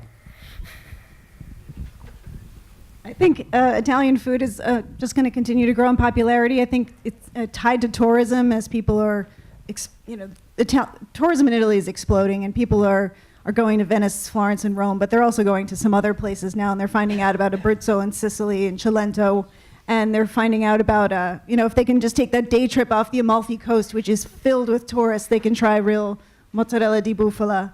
And I find on our tours, we get a fair amount of people who have some sort of Italian-American background, but most don't.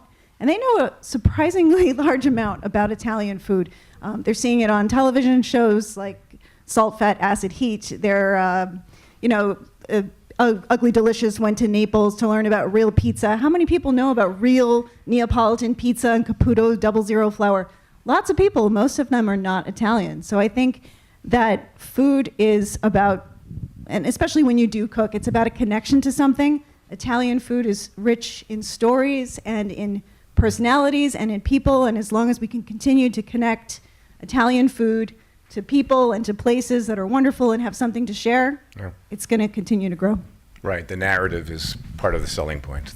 It's right? Honestly, I mean, the food, of course, does speak for itself, but the connection, I would say, this is why the name of my company is Feast on History. When you have this deeper connection, it's more than a piece of cheese. I often call Italian food today in the United States American food because it's part of the American way of life. I mean, pizza, pasta, I mean, those are words in our language now. And the fact that the Americans, one of their favorite places, as you mentioned, to travel is Italy. And certainly they want to invoke memory when they traveled abroad. Now they come back to the United States and they want to invoke some of the memory. And one of the memory is the food. Of course, they go to Italy to eat well. And the expression I always use is that in America we always used to, and I say used to, eat to live, and the Italians always lived to eat. And they appreciated each and every one of their food items. They appreciated the ingredients that went into it, the type of animal and where the animal was raised and what feed it had, and to make this wonderful prosciutto and the area that it was cured in. All this now is becoming part of the American way of life, to understand good food and understand food is something not only to use as nourishment but to enjoy. So Italian food has brought some really good benefits to the American way of thinking. And it's going to continue. It's going to get even stronger. And more of the unique products that the many different regions of Italy, the 20 regions of Italy has to offer, are finding its way one by one into the United States. I mean, 30 years ago, 35 years ago, I was selling with my father in the place cheese from Denmark, Havarti. I was selling Havarti cheese. I was selling brie. Today, we have 300 varieties of Italian cheese that come into the United States. This was unheard of. All we had years ago was provolone, pecorino romano, parmigiano. Even grana padano had no history in the United States except a little bit in the food industry. An historic cheese of Italy, grana padano, wasn't even known by the American consumer until about 20 years ago, as we started to give people education about it. I mean, so today, speck, culatello, cured meats that were just unknown by the American consumer are now part of the American scene here in the United States. And it's going to continue to grow. I agree. I think the appreciation will continue when mentioning the meats in Nuya. Right. Something I that was you thinking see the on same the thing, right? Like, menus and- it's unpronounceable. What is this Absolutely. thing? And it's kind of ugly looking. And what did you just put on my pizza? And Right. it's like a thing now. So people appreciate it. People love it. I think it'll continue. I would also like to add that people are doing things like 23andMe now. And so they really are, like, before it was like, Grandpa came from Naples. Now it's like, oh, Grandpa came from Irpina. And you go online and you find out, what is that? And often the way to connect to it is through food. There's a place on Arthur Avenue that sells beans and oregano from the Cilento National Park. Most people that think they're from Salerno are actually from there, and that little sprig of oregano or those beans becomes something really interesting. And I think because people are delving into their own backgrounds, Italian Americans are really deepening their experience of Italy too. We've got a few minutes left. I always like to open these things up because you guys have been sitting here patiently. You probably have better questions than I do anyway. Does anybody have any questions they'd like to address the panel in general? Sir? Yeah. Well, first of all, I want to thank you guys for being here, but also for doing what you do, because I just think it's important that probably hear me. I wanted to thank you for continuing to do what you do. You really do create retail experiences for people, which is why you survive. And that's, I grew up making pilgrimages with my dad and mom to Italian stores, and I still go to DiPalo's thinking that's someplace I want to go, as much as I want to get the food. But more than anything, I just wanted to say that I'm still trying to figure out what bothered me so much about Eddy's presentation, because my blood pressure went up about 20 points. And I think what bothered me the most about it, and it's more of a comment than it is a question for you guys, was that, well, first of all, I think he's wrong about certain things, because I actually think that although maybe the percentage of people cooking is smaller, there are more people that are passionate about cooking now than 20 years ago, and certainly when TV dinners were the fad and formulas were the fad, and there's certainly a wave going back the other way. But I think my reaction to his sort of presentation was that I don't want to accept the wave that's coming. I think it's wrong. I think it's bad for our country. I think it's bad for us emotionally. I think it's bad for us physically. I think it's bad for our health care. And the question for all of us, I think, as a group is, what do we do to stop it? Or what do we do to push it back? And that's what I kind of write about as an Italian writer. And that's what bothers me, is that he gets people thinking that it's happening, we need to accept it. Whereas I think what we really should be thinking about is that we all know, for 100 years, we all know that he's wrong, and that we should be doing something to stop it. And I know that's what Gianfranco was doing, but that was, he got my blood boiling, actually. And then he ran away before I could cross-examine him, which really bothered me. You had a plane to catch. You had to get back to Chicago, I think, right? Yeah. Anybody else have any questions for you? Yes, sir. I know you.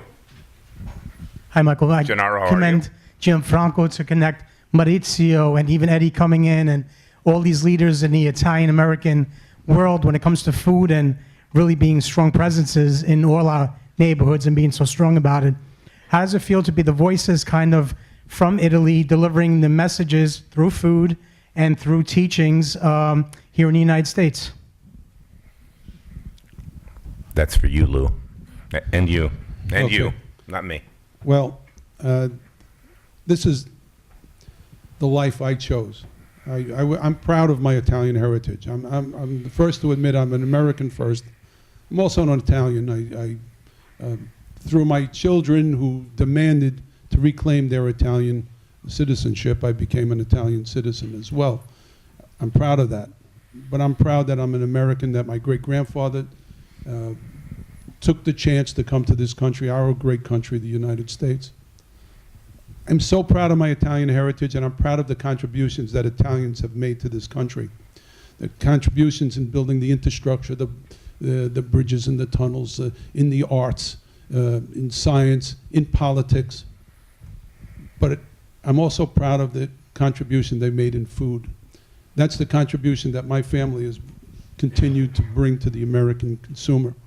I'm proud of it. I'm proud to give the American consumer all my knowledge that over my lifetime, and I've learned and experienced, and the more than 100 trips to Italy that I've made in the last 45 years, I have to say that this has been the biggest satisfaction for me to give the knowledge to the consumer and to the American consumer, the true history and traditions of Italian food. And this has been very rewarding to me to do this. This is what I've stood for. I would say it's definitely not easy. Holidays are long, but it's very rewarding to carry on family tradition and to be a part of something bigger. I think, as we all know, you can't get a bad meal in Italy. And I think I have to go back to my basic principles, is having the finest ingredients and with passion and happy to do it and loving what I do. I love everything Italian so much. The fact that I am Italian is just kind of a bonus. And I sometimes am amazed. So yeah, that's my culture. It is a privilege and a pleasure to be back in the neighborhood where my great-grandparents and grandparents all lived. I'm sure that my great-grandmother in the bacala shop would be very confused as to why her college-educated great-granddaughter who worked for the Metropolitan Museum of Art is having so much more fun and success walking around shopping for Italian food. But it's with great pride because it wasn't always cool to be Italian. When my great-grandparents were first on Arthur Avenue, Italians were not very welcome, and they were segregated, and then they were on the opposite side of the war in World War II and were enemies of the United States. So to be here in this position where everybody knows Parmigiano Reggiano is exciting, and it's a privilege. Yes, sir. Red tie. First of all, thank you very much, because we felt the passion, and passion is a very unique ingredient when we talk about Italy. When we talk about Italy in the States, the only word Italy, Italia, feels beautiful. So this is something that can be together with the education in authenticity. Italy is beautiful. I like to thank Maurizio, because Maurizio is an ambassador of authenticity in the United States, and Gianfranco too, in his entire life. I would like also to remember Tony, because we started with Tony. Tony is our maestro, and his presence in the restaurant every night, I remember personally, has been educating his customer. And the customer went back to his restaurant because they want to meet Tony. Tony was the ambassador of authenticity of the Italian food in the restaurants. I think education in the retail, in the restaurants, in the community, together with travel. Travel is why you are so passionate to go to Italy, because every time I have an American friend going to Italy and ask me, where I have to go? You know what? Go to the first airport, rent a car, drive, don't be scared, get lost. And I'm sure you will come back with a lot of nice, incredible surprises. So it is the same, this combination of education in the States, inviting them to go to live the real experience, coming back, wanting to live the real experience and the authentic experience in the States. So the education, eating the real Italian food is amazing, because it's an unforgettable experience. So thank you all. Someone once told me in Italy that when the Germans arrive at the hotel, they all ask where they can go hiking. When the Americans arrive, they all ask where they can go eat. Absolutely. Thank you. You could pass the microphone. Yeah, there you go, right behind you. Thank you very much. I actually do have a question, and the question is this. Maurizio Forte was explaining how the Italian Trade Commission is trying to expand geographically the presence of Italian food. I wonder if you look at your stores or your chain or whatever it is, your businesses, is there room for more Italian products within your own stores? Is there any risk of saturation? I'm looking and comparing with the restaurant business, and sometimes I wonder if there is a saturation of Italian restaurant or so-called Italian restaurant. I wonder on the retail side, Is there room for more products within your stores? Thank you. No, I'm not going to answer that question, but Italy would have been great if you were here for this, because I can't think of any store. I don't shop there, but that's just a personal thing. It's amazing what they do, but they're certainly, if anybody's pushing the boundaries of what's possible, now that they're expanding, where are they? Chicago, New York, another... Right? Vegas, right? Like, I don't know, but... So you guys can pick that up. I'm just commenting. I think there's always interest for new products, especially today. People are always looking for something new. So absolutely, because things fade out and something will come and take its place. We try every year. Every time I go to Italy, I try to find something that's characteristic of a specific area of Italy to bring awareness to it. It's part of the excitement of shopping Italian food, is learning about something different. Like you mentioned, Nduja. Nduja, who heard of Nduja before? Okay, a cheese like a stracchino. 30, 40 years ago, when we brought in stracchino, we used to throw away 90% of it, because nobody knew about it. But now it's become something of a phenom where people are looking for this particular stracchino. And the story behind it, the history behind it, they want to know about it.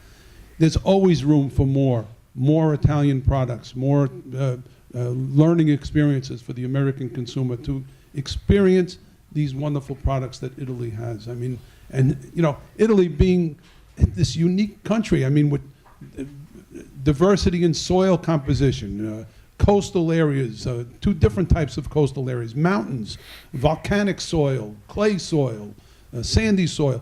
Each one will impart different characteristics on the foods that we eat, and olives, hundreds of varieties of olives. Wine, forget it. There's no country in the world that has the diversity of wine that Italy has, and that makes it exciting. It's not boring.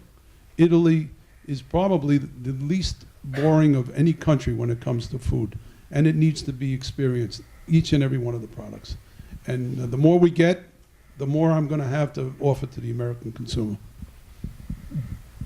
Yes, sir. I think Go ahead, Joe. I think the quality of the quality of ingredients is what makes Italy so special, and that's why you can't get a bad meal there.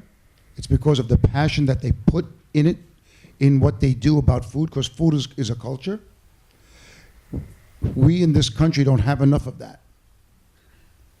You have McDonald's, you have all the fast food places, but I think this country needs more of passion in the culture of the ingredients of what we eat.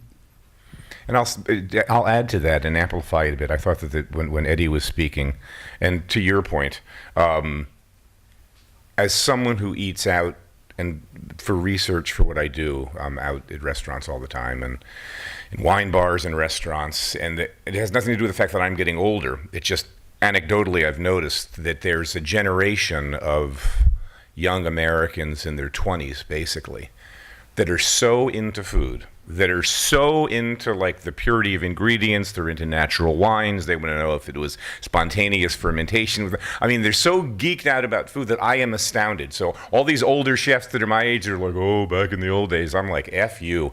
The scene is so much better now. And I think a lot of what's fueling it is this generation of, I don't even know what they're called now, but 20 to 30 somethings that are just completely in the deep end and have been in the world of food for the last 10 years. They're pushing the envelope, putting pressure on restaurants to get better, and which is great, because that's the next generation that's going to be handed the baton to really develop American food culture and Italian American food cultures, those younger kids who are just rock stars, in my opinion.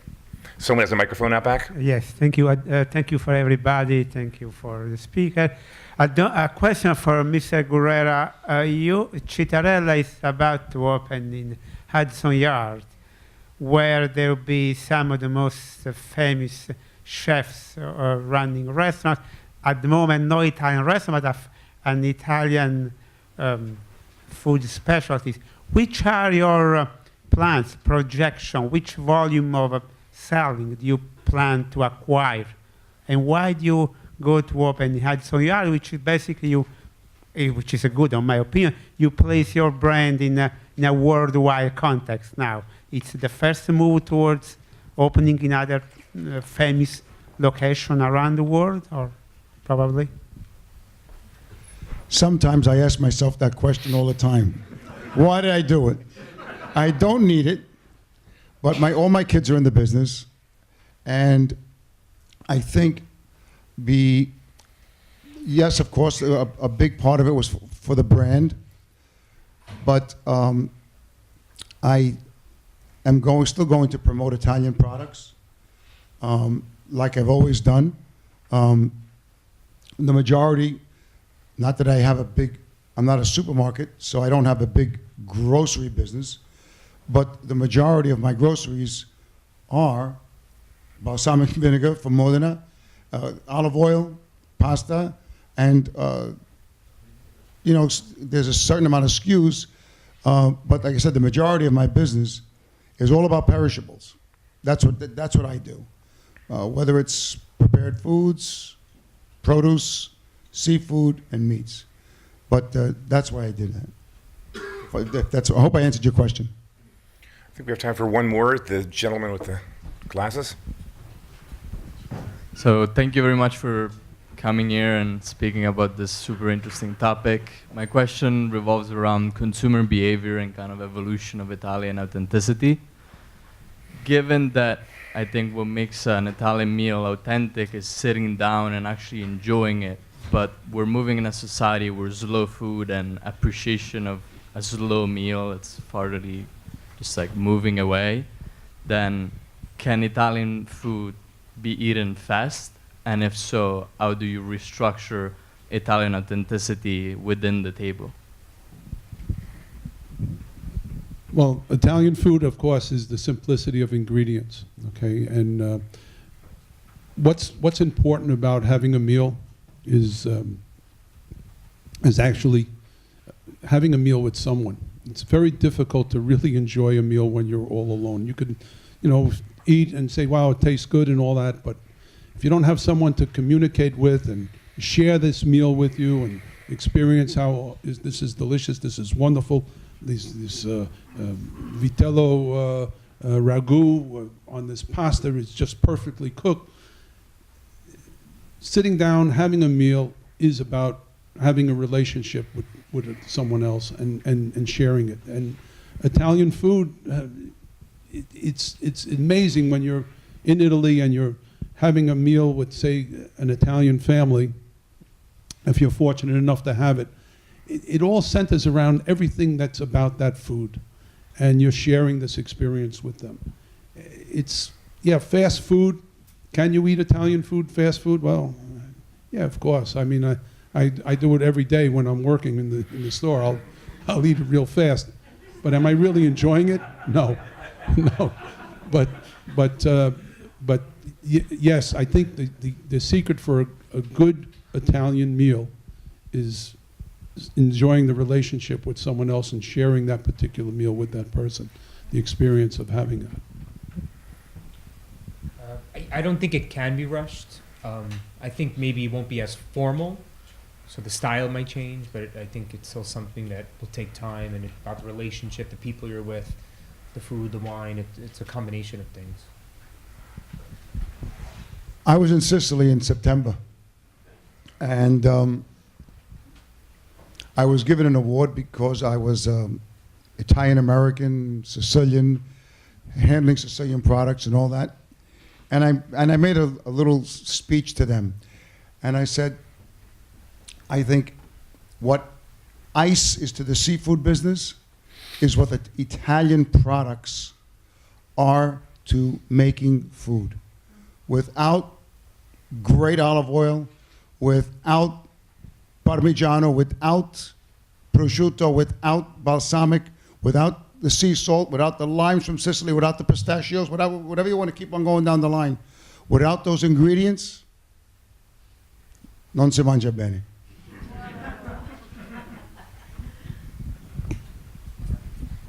You're giving me a cookbook idea. I actually think Italian, truly authentic ingredients can lend themselves to a quick meal very easily. So people, of course, have to decide to sit down together, which is so important. But yeah, I mean, how many meals do I have every week of just some cheese and some salami and a bit of bread, and then you can put some andouille on there. And even if you're investing to spend more money on a really good andouille or a cheese, you know, throw in a couple of tomatoes or a little handful of arugula, and you have a very easy, quick dinner. So I think that elevating authentic Italian products as a means of eating quickly and efficiently is ideal.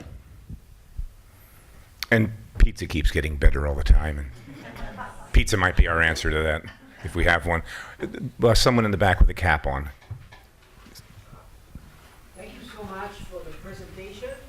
And the question I have is, I enjoy Italian food tremendously, and I want to know the relationship between this beautiful Italian rich food and health, and the effect of it on arthritis, heart problem, and stuff like that. Can you comment on that?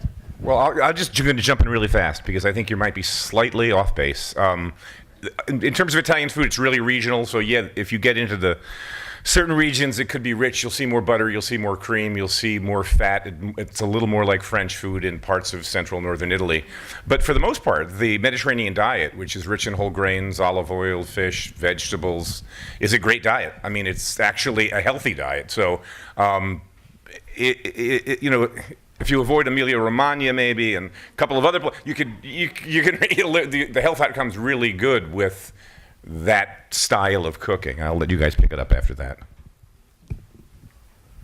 Well, I think even the rich foods that you find in Piemonte with the butter and in Emilia-Romagna, prosciutto, which is probably the purest of all foods you can eat. What is it? It's nothing but pork, salt, air, and thyme. I mean, I think anything you eat within moderation has health benefits for you. I mean, anything you eat in excess is going to have a negative effect on your body, but certainly take the people in Sardinia in the blue zone. I mean, they have no problems living to be over 100 years old, drinking their wine, eating their cheese, and you know, living a life to the fullest. Why? A lot has to do with the contentment that they have, and not watching the Joneses and keeping up with them. Just living their life to the best of their ability. So that has a lot to do with it. Yes? Two things. Italy, after Japan, has the longest longevity in the world, and this is because of what we eat, not just because the rest of our life that is very complicated. And the second thing, last year, Bloomberg, every year, has this health index survey, and Italy is the healthiest country in the world, again, for what we eat. So no matter if you're in the north or in the south, but on average, the quality of our products and the very simple way we do, and make our food and extremely healthy for every kind of people. The Mediterranean diet is a kind of world, the heritage of UNESCO. This is going to be like pizza, for example. And the Mediterranean diet originates in Italy. A lot of people think it originates in Greece, but it comes from the Cilento region of southern Italy. Sorry, who's saying that? That was me. Sorry. Because it was a question from you. Any more questions? Because we're getting close to the timeout here. Thank you all for coming. We really appreciate it. Thank you, especially in this weather. Really appreciate you coming out tonight. Thank you. Thank the panel. Thank you guys very much. Thank you, thank you, thank you.